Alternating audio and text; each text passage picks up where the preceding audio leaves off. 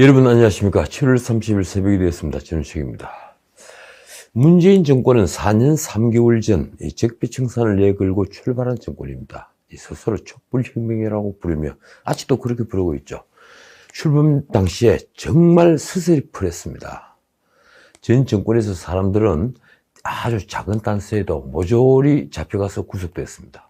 대표적인 게 국정원장들과 양승태 전 대법원장입니다. 국정원장의 경우 특수활동비를 청와대에 제공했다가 뇌물에 국고 손실죄까지 덮어섰습니다. 과거 국정원을 시켜서 현대그룹 돈 4,500억 원을 남북 정상회담 대가로 송금한 DJ가 이 장면을 보았다면 무엇을 할까요? 양승태 대법원장은 사법농단으로 내몰렸습니다. 농단이란 말이 무엇입니까?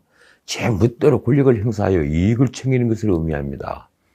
2019년 2월 검찰의 공소장은 최강권 분량인 308쪽이었는데 상고법원 추진 등 이 법원의 위상 강화 및 이익 도모, 부당한 조직 보호, 그리고 공보관실 운영비 불법 편성 및 집행, 대충 이래서 5개 항목입니다. 솔직히 이런 식이면 그 어느 공직자라도 퇴임 후에 무사하지 못할 것입니다. 바꿔 말하면 문 정권의 적폐청산은 정치적 보복으로 평가받을 수 있다는 말입니다. 그렇다면 이틀 전에 이 대북 평화쇼는 어떻게 보아야 합니까? 청와대는 남북 정상이 친서를 주고받았다고 말했는데 그 친서가 어떤 경로로 어떤 형식으로 교환되었는지 전혀 알려지지 않았습니다. 그리고 그 내용이 무엇인지 일절 밝히지 않았습니다. 특히 지금은 대선 정국입니다. 김정은과 정상회담이란 걸 하든 식량과 백신을 제공하든 이산가족 상봉 합의를 하든 더 나아가서 김정은이 대호각성해서 핵무기를 동결이라도 한다는 쇼를 하든 뭘 하더라도 대선에 영향을 미칠 수밖에 없습니다. 세간에는 도쿄올림픽을 기회로 기획된 도쿄 서프라이즈가 불발한 것을 두고 말이 많습니다. 정말 이해되지 않는 것은 문 대통령이 보이고 있는 남북 대화에 대한 집념입니다. 미련이라고 할까요? 김여정을 비롯해 김정은이 수하들로부터 온갖 조롱을 받으면서도 그 독재자와 굳이 임기 말에 대화를 해야 하는 겁니까? 그래서 얻는 게 무엇일까요? 흔한 말로 긴장이 완화되고 평화가 보장되는 것입니까? 트럼프 말대로 싱가포르 회담이 없었다면 한반도에 전쟁이 일어나서 몇백만 명이 죽었다는 말입니까? 김정은이 기대하는 것은 자신의 권력을 공고히 하면서 경제 지원을 받는 것입니다. 그 희망이 이루어지면 사교와 진배 없는 북한의 독재 체제를 돕는 일이 됩니다. 과연 몇 차례 주고받았다는 친서의 내용은 무엇일까요? 그 내용을 국민에게 소상히 밝히지는 못한다 해도 적어도 국회에 통보해야 하는 건 아닙니까? 민주정부는 투명해야 하기 때문입니다. 도대체 야당은 왜 입을 닫고 있습니까? 대선 주자 여론조사에서 윤석열이 이재명을 다시 앞지르다는 결과가 28일 나왔습니다. 한길리서치가 7월 24일부터 26일까지 3일 동안 한 여론조사 결과를 내렸습니다. 윤석열 29%, 이재명 23.7%, 이낙연 15.8%. 재미있는 것은 양자 대결 결과입니다. 윤석열과 이재명 대결은 윤석열 41.1%, 이재명 36.9%. 2주 전 조사에서는 이재명 43.9%, 윤석열 36%였는데 일주 만에 순위가 바뀐 겁니다. 윤석열과 이낙연은 윤석열 41.4%, 이낙연 33.7%로 격차가 더 벌어졌습니다. 최재형도 지지도가 올랐습니다. 최재형, 이재명 양자 대결은 30.9% 대 38.8%, 그리고 최재형, 이낙연의 대결은 29.8% 대 35.9%입니다. 아직은 최재형의 윤석열 같은 지명도를 얻지 못했지만 확실한 것은 최재형의 상승세입니다. 윤석열이란 추격자로서 최재형이 등장한 것입니다. 어제 나온 리얼미터 여론조사도 마찬가지입니다. 윤석열 27.5%, 이재명 25.5%, 이낙연 16%, 그리고 최재형 5.5%, 홍준표 4.4%입니다. 그 추격자 최재형이 28일 윤석열에게 만남을 공개 제의했습니다. 명분은 국민의힘이 친윤과 반윤으로 갈려있으니 이를 해소하자는 것입니다. 계파 갈등은 정권 교체를 위해 결코 바람직하지 않다. 윤 전 총장과 만나 현재 상황에 대해 대화할 필요가 있다. 이 공개적으로 발표한 제안문입니다. 사실 화합을 내세우지만 계파 갈등의 진원지가 윤석열 캠프라는 공격이 들어있는 제안입니다. 아직은 당 밖에 있는 윤석열에게 정진석, 권성동, 장제원 같은 의원뿐 아니라 이 당협위원장들이 우르르 몰려가니 제동을거려야 한다는 절박감이 들었을 것입니다. 거기에다가 윤석열과 필적한 사람은 최재형 뿐이라는 걸 보여줄 수 있으니 꽤 괜찮은 전략인 셈입니다. 윤석열이 그전에도 자신은 잃을 게 없다는 계산이 있었겠죠. 윤석열은 적답하지 않았습니다. 윤석열은 회동이 성사되어 최재형을 자신의 대안으로 대중에게 각인시키는 것이 위험하다는 판단을 했을 겁니다. 그런데 생각해 봅시다. 정말 윤석열이 최재형과 만난다면 어떻게 될까요? 범보수 대선 주자들이 의기투합하는 모습을 보여준다면 말입니다. 아마도 권력 쪽에서 지금 벌이고 있는 윤석열에 대한 네거티브는 힘을 잃을 것입니다. 문제의 가족 리스크는 약해지거나 사라질 것입니다. 왜일까요? 윤석열을 대체할 카드가 있어야 네거티브는 힘을 잃기 때문입니다. 정권 교체를 생각한다면 대도를 걸어야 합니다. 과거 YS가 즐겨 썼던 효가 바로 대도 무문입니다. 큰 길에는 문이 없다. 거침이 없다는 거죠. 자, 어떻든 국민의힘 안에서 친윤과 반윤 사이에 골이 깊게 파이고 있습니다. 당내 친윤 좌장이 된 정진석은 윤석열이 제안한 드루킹 특검 재개를 지원하고 나섰습니다. 그는 드루킹 특검 재개를 요구하는 릴레이 1인 단식 시위를 제안했는데 최재형을 공개 지지한 김용판 의원이 특정 후보 미래 주계라며 반대하자 머쓱해졌습니다. 그래도 굴하지 않고 유상범 의원 등과 함께 어제부터 청와대 앞에서 1인 시위를 시작했습니다. 그러자 그 현장에 안철수, 최재형, 윤석열 등 대선 주자들이 줄지어 방문했습니다. 최재형은 대의민주주의 근간인 선거제도를 흔드는 여론조작은 절대 안 된다며 문 대통령의 사과를 요구했습니다. 대통령께서 이 분명한 입장 표명과 사과를 안 하신다면 앞으로 다시 이런 일이 벌어지지 않는다는 보장이 없다. 윤석열 역시 드루킹 사건은 여론조작의 측면에서 국정원 댓글 사건과는 비교가 안 되는 것으로 문 대통령의 입장 표명을 촉구했습니다. 정부의 정통성에도 국민이 심각한 의문을 갖게 되는 것이라 이 선거의 최대 수혜자로서 반드시 입장을 표명해야 한다. 그런데 이제 어제 충격적인 뉴스가 나왔습니다. 종로 한복판에 윤석열 아내 김건희 씨를 비방하는 시범미대 벽화 줄리의 남자들이 등장했다.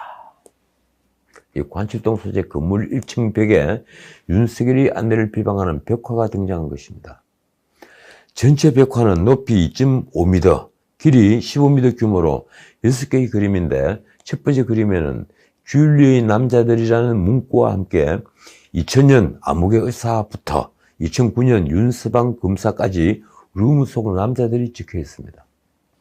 두 번째 벽화는 금발 여성 그림에 줄리의 꿈, 영부인의 꿈 이런 문구가 적혀 있습니다. 참 기가 막힙니다. 윤석열 가족을 둘러싼 루머를 기정사실인 양 그림으로 옮겨 선거에 개입한 악의에 찬 선전물입니다. 김근식 교수가 이 제도를 비판했습니다. 바로 옆 건물에 스피커를 달아서 이재명의 형수 욕설을 계속 틀고 벽에 예배후 스캔들을 풍자하는 벽화를 그리면 뭘 할까? 그 벽화는 중고서점 대표가 제작한 것이라는 보도도 있었고 건물주가 제작을 의뢰했다는 보도도 있었는데 누구 짓이든 과연 이런 저질 공격이 무슨 도움이 될까요? 건물주는 김건희 씨가 줄리를 인정하면 벽화를 내리겠다고 했습니다. 이 루머의 진원지는 다들 아시겠지만 열림공감TV라는 유튜브 매체인데 이 도가 넘는 공격이 계속되자 윤석열 아내와 과거 동거했다는 루머의 장본인 양모 변호사가 28일 모친의 치매 진단서를 공개하면서 열린공감TV 취재진 4명을 경찰에 고발했습니다. 친여성향 유튜버 열린공감TV와 경기신문 취재진은 양 변호사의 노모를 점을 보러 왔다며 찾아가 인터뷰를 했습니다. 그리고 그 인터뷰를 근거로 양 변호사와 김건희 씨의 동거설과 함께 아크로비스타 아파트를 김건희 씨가 가져갔다는 의혹을 제기했습니다. 그러자 양 변호사는 김건희 씨와 어떤 사적 관계도 없었다고 반박에 나섰습니다. 열린공감TV는 양 변호사의 어머니는 정신은 온전했다며 양 변호사가 어머니가 한 말을 거짓으로 몰고 가는 이유를 모르겠다고 치밀하면 그 진단서를 공개하라고 반박했습니다. 그러자 양 변호사는 당신들은 어머니도 없는가?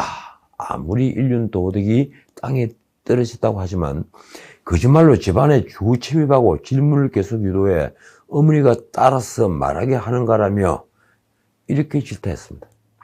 이런 폐륜 행위를 취재원직 운운하다니 일말이 양심이라도 있는 것이냐. 결국 그래서 이 양 변호사는 어머니의 치매 진단서를 공개했던 것입니다. 이 열린공감TV 보도를 악의적 보도라며 가장 강력한 법적 조치를 요구했던 윤석열 캠프도 주거침입 및 정보통신망법상 명예훼손 혐의로 이들을 서초 경찰서에 고발했습니다. 점을 보러 왔다고 속여서 접근해 인터뷰를 끌어냈다면 과연 그걸 두고 취재 기법이라고 할 수 있을까요? 동의받지 않은 인터뷰와 몰래카메라는 우리 방송에서 오래전부터 논란이 되어온 근절되어야 할 사악한 취재 기법입니다. 아니, 취재 기법이 아니라 사기 취재입니다. 저는 과거 이달이 방송 비평을 집필할 때 그 불법성을 지적해 당시 KBS와 SBS의 방송 가이드에 몰래카메라와 동의받지 않은 인터뷰를 금지하는 가이드라인을 수록하도록 했습니다. 제가 보기에 이번 열린공감TV의 취재와 보도는 명백한 불법 취재, 불법 보도입니다. 홍남기 장관이 제대로 한 건 했습니다. 28일 문정부 내내 계속되고 있는 부동산 대란이 국민 탓이라는 대국민 담화를 발표한 것입니다. 홍남기는 또다시 집값 고점론을 제기하며 추격 매수 자제를 당부했습니다. 집값이 고점을 찍었다는 말을 홍남기가 한 게 몇 번째일까요? 계산해보니 5번째입니다. 이쯤 되면 집값을 언급할 자격이 없는 게 아닙니까? 언론은 이 당부를 읍소라고 표현했습니다. 그런데 그는 읍소에 그치지 않았습니다. 담화문을 발표하는 옆자리에 김창룡 경찰청장을 배석시킨 채 시장 결란 행위의 엄단 방침을 밝힌 겁니다. 대국민 경고라고 해야 합니까? 아니면 엄포라고 해야 합니까? 아니면 협박이라고 해야 합니까? 당장 언론에는 아무런 추가 대책 없이 집값 조정을 예상한다며 읍소 전략을 펼친 것은 이제 쓸 카드가 없다는 방정이란 지적이 나왔습니다. 홍남기 말이 아주 재밌습니다. 기대 심리와 투기 수요, 불법 거래가 부동산 가격 상승을 이끄는 상황에서 주택 가격이 계속 오를 수는 없다. 그래서 그는 불안감에 의한 추격 매수보다 진중하게 결정할 때라고 충고하듯 말했습니다. 그는 통화당국이 금리 인상을 시사하고 가계대출 관리가 엄격해지는 가운데 주택 공급이 차질 없이 이루어지면 주택시장의 하향 안정세는 시장의 예측보다 큰 폭으로 나타날 수 있다고도 했습니다. 집값이 크게 내릴 테니까 지금 집 사지 말라는 거죠. 그는 최근 수도권의 주택가격 상승이 공급 부족 때문이라는 지적에 대해서는 이렇게 말했습니다. 과거 10년 평균 주택 입주 물량이 전국 46만 9천 호, 서울 7만 3천 호인 반면 올해 입주 물량은 전국 46만 호, 서울 8만 3천 호로 평균 수준을 유지하는 만큼 결코 공급 부족이 있는 것은 아니다. 그는 2023년 이후에는 매년 50만 호 이상씩 공급된다고도 했습니다. 홍남기 장동과 달리 이 집값은 왜 계속 오르고 전월세 따라는 왜 계속될까요? 공급이 수요보다 적기 때문입니다. 이 보유세가 오르니 전월세 증가되는 건 어쩔 수가 없습니다.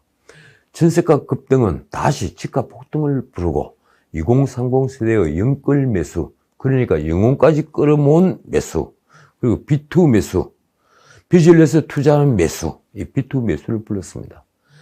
막상 집주인은 집을 팔고 싶어도 양도세가 높으니 다른 곳에 집을 장만하지도 못합니다.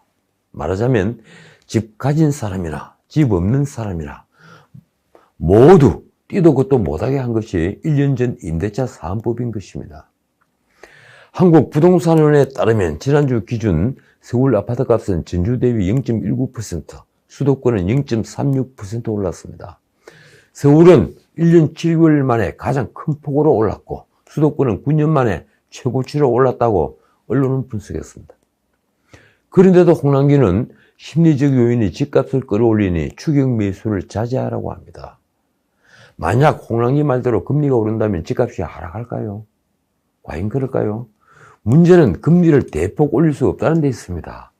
1분기 말 1765조인 가계부채의 총액은 아마도 지금은 1800조를 넘어섰을 것입니다. 그 중에 800조 가까운 빚이 자영업자들의 빚입니다. 그래서 묻습니다. 금리를 1% 올리면 어떤 일이 벌어질 것 같습니까? 집권 여당은 무슨 정책을 내놔도 다음 대선에서 분명히 패배할 것입니다. 야당이 분열만 하지 않는다면 말입니다. 홍남기가 주택 공급이 충분하다는 주장도 이상하긴 마찬가지입니다. 국토부의 주택 준공 실적은 2018년 62만 7천 호를 기점으로 매년 줄고 있습니다. 작년에는 47만 1,000호에 불과했고 올해는 5월까지 14만 4천 호로서 작년 5월보다도 4만 5천 호 23.8%가 줄었습니다. 자, 또 있습니다. 홍남기가 공유지의 비극을 말한 것은 정말 충격적입니다. 부동산 시장 안정은 정부 혼자 해낼 수 있는 일이 아니다. 부동산 시장 참여자 모두, 국민 모두가 함께 고민하고 함께 협력해야 가능하다. 그러면서 한 말이 이렇습니다. 공유지의 비극을 막기 위해선 우리 모두가 공동체를 위해 지혜를 모아 협력해야 한다. 공유지의 비극은 경제학적 용어입니다. 특정한 주인이 없는 땅을 공동체가 마구 쓰다가 망가뜨리는 어리석음을 지적하는 그런 뜻의 말이죠. 국민의힘 윤희숙 의원이 정부는 부동산 시장이 망가지는 원인을 대놓고 국민 탓으로 돌리고 있다며 홍남기를 저격했습니다. 공유지의 비극을 막기 위해 협력하라는 홍 부총리 발언은 김현미 전 장관의 빵 발언, 그리고 장하성 전 정책실장의 강남 살아봐서 아는데 이 말을 능가하는 역대급 망언이다. 윤희숙 의원은 사고는 정부가 치고 책임은 국민이 져야 한다는 뻔뻔함이 문재인 정부의 일관된 국정기조라고 질타했습니다. 이날 홍남기의 담화를 나무란 조선일보의 사설 제목이 이렇습니다. 미친 집값 만든 정부가 국민 모두의 탓하며 경찰 내세웠다. 사설은 정책 전환 대신 또 국민을 겁주고 속이려 한다고 썼습니다. 자, 오늘은 여기까지입니다. 이틀 전 중앙일보에 공공부문 전체 임금비가 89조 5천억으로 500대 기업 85조 9천억을 넘어섰다는 기사가 나왔습니다. 일면 헤드라인이었죠. 아무리 큰 정부를 지향한다고 해도 지나친 정부 확대입니다. 늘어난 공무원 숫자만큼 행정 서비스가 나아지는 게 아니라 규제가 늘어납니다. 그 공무원들의 연금 부채는 미래 세대의 몫이죠. 신문은 철밥통 천국, 한국이라고 썼습니다. 지난해 기준으로 공무원은 122만 1,322명으로 문정부 들어 11만 3,350명, 10.2%가 늘었습니다. 엄청나게 는 겁니다. 공공기관 임직원도 문정부에서 10만 7,255명, 32.7%가 늘었습니다. 이 큰 정부는 미래 세대가 책임져야 합니다.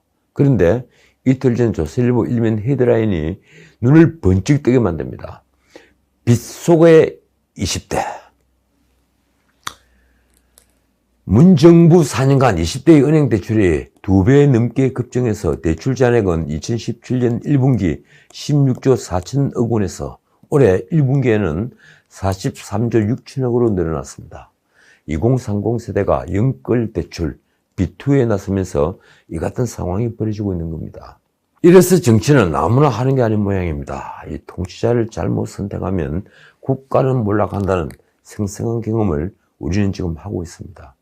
바로 한 번도 경험해보지 않은 나라입니다. 지금까지 전우식이었습니다.